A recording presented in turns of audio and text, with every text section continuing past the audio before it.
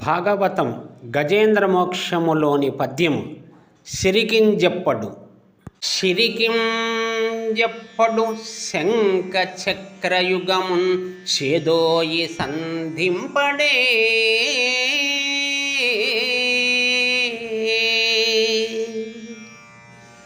పరివారంబును జీరడభ్రగపతిం మన్నింపడా కర్ణికాంతర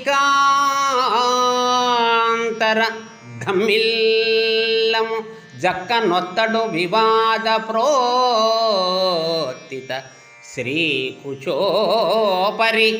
చిలాంచలమైన వీడడు గజ ప్రాణావ నోత్సాహి.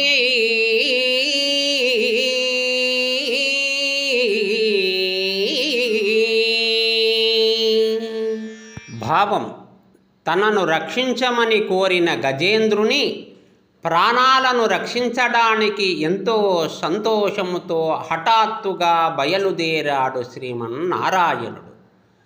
ఎందుకు వెళుతున్నాడన్న మాట కనీసం లక్ష్మీదేవికి కూడా చెప్పలేదు.